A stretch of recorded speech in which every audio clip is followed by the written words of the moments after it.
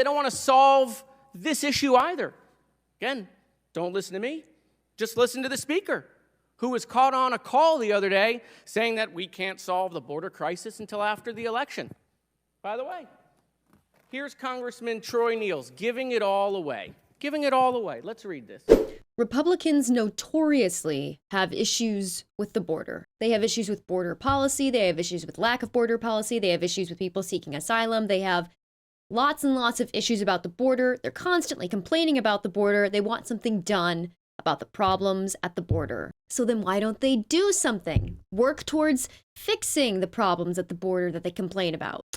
Well, you see, it's just not a convenient time right now, because if we work on fixing the border while a Democrat is in office, it might make them look good, and we can't have that.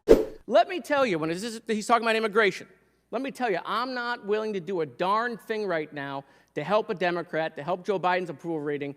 I will not help the Democrats try to improve this man's dismal approval ratings. I'm not going to do it. He's saying he's not going to do anything on the border. And he's from Texas, which needs help. He's not going to do anything because he doesn't want to give Joe Biden a win. You have members of this committee that have threatened to vacate the speaker again if they do anything on the border. Senator John Thune has said this is a unique opportunity. He said when Trump was president and Republicans controlled both chambers, they couldn't get done the policies that are being discussed now. So look, I'm willing to do stuff on the border. I'm willing to do it.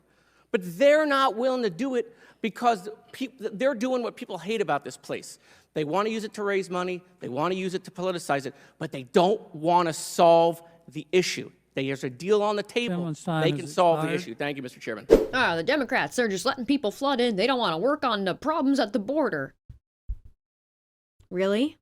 What about you?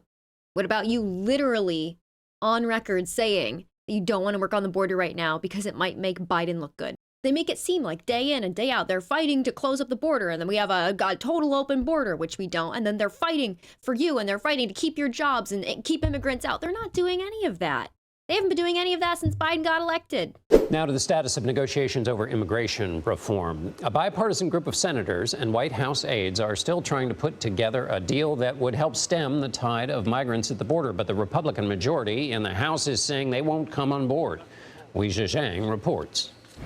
Tonight, the blame game goes on for the unprecedented number of migrant crossings at the southern border. There's only one reason why this is happening, and that's because Joe Biden has eliminated all of the 4 policies that Donald Trump put in place that led to the lowest illegal border crossings in 40 years.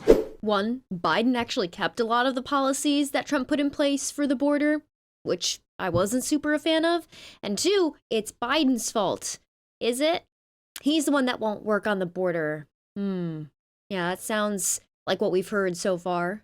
Texas Governor Greg Abbott says his state can't handle any more migrants, so he continues to bus them elsewhere. Just today, the Chicago mayor's office reported at least 5 buses are on their way from Texas. And New York City Mayor Eric Adams announced he is suing 17 charter bus companies for more than $700 million, demanding they help cover the cost to provide for about 34,000 migrants who have been transported to the city over the last 2 years.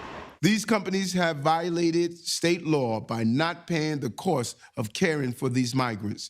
The White House blames House Republicans for blocking a funding package that included $14 billion for border security. The president understands that there's a problem at the border. He put forth on his first day something to deal with that problem. House Republicans are in no mood to negotiate. Instead, they are trying to impeach the Secretary of Homeland Security, Alejandro Mayorkas, who blasted the lawmakers on CBS Mornings. I don't have time for words like that. We are focused here on solutions. Everyone agrees that the system is broken, and what we are doing is enforcing our laws. You know what this tells me? Like many other things, but this especially. Our government is just it's a mess. It's a literal circus, and it's hard to respect anyone within our government because none of it is about the actual things they're fighting about. None of this is about the border.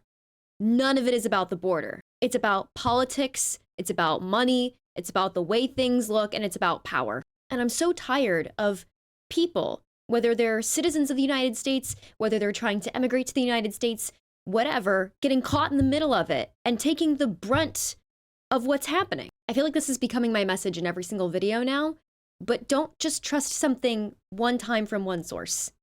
A Republican says they're fighting for stricter border policies. One, I don't personally agree with that, but if you do, don't just take their word for it. Are they actually doing it? Do your research. It's just so frustrating because the government was designed, it was created to work for the people. That's why it exists. And currently, and for a long time now, that's not what it's been doing. That's why it's so important when you vote to vote for someone who has a history of actually representing their constituents and actually following through on what they say they're going to do.